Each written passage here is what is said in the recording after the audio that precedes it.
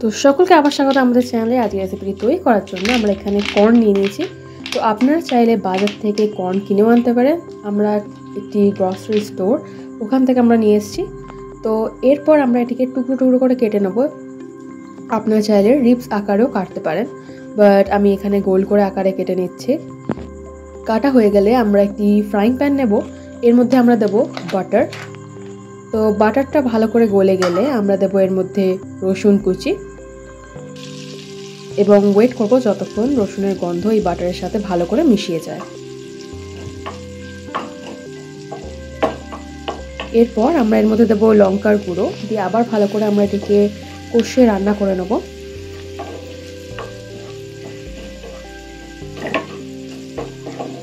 এরপর আমরা দেব হার্বস। আপনারা চাইলে এখানে অরিগানো ইউজ করতে পারেন। পরিমাণ মতো হার্বস দেওয়ার পর আমরা ওটিকে ভালো করে কষিয়ে রান্না করে নেব।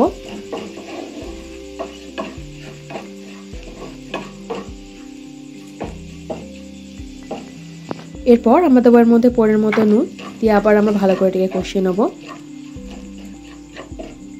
এরপর দেবো আমরা এর মধ্যে টমেটো সস। আপনাদের যতটা পরিমাণে পছন্দ ততটা পরিমাণ আপনারা ব্যবহার করতে পারেন।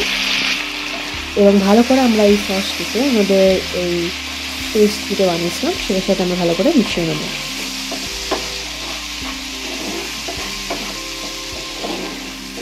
তো দেখতেই পাচ্ছেন একটা ক্রিমি টেক্সচার চলে এসছে। আরও কিছুক্ষণ আমরা এটিকে কষিয়ে নেওয়ার পর আমরা দেবো এর মধ্যে ধনেপাতা। এরপর আবার আমি ভালো করে এটিকে আবার কষিয়ে নেব। আমি সামান্য ধনেপাতা শেষে স্টেজে দেওয়ার জন্য রেখে দিয়েছি।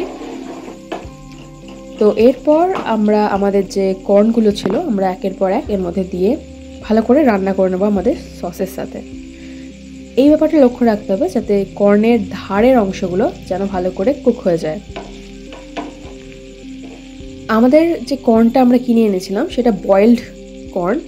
তো আপনারা যদি কাঁচা কিনে আনেন তাহলে আপনাকে এর আগে একটা প্রসেস করতে হবে, যেটা হচ্ছে আপনাকে গরম জলের মধ্যে কর্নটিকে এরকমভাবে কেটে সেদ্ধ করে নিতে হবে। যেহেতু আমাদেরটা সেদ্ধ আমরা ওই প্রসেসটা এখানে স্কিপ করেছি।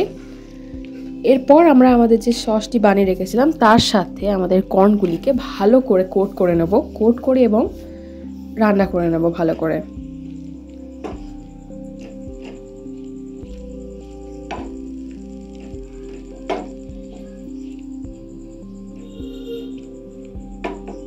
তো দেখতেই পাচ্ছেন কতটা টেস্টি লাগছে আজকের রেসিপিটি। বাড়িতে অবশ্যই ট্রাই করবেন। দেখা হচ্ছে পরের ভিডিওতে।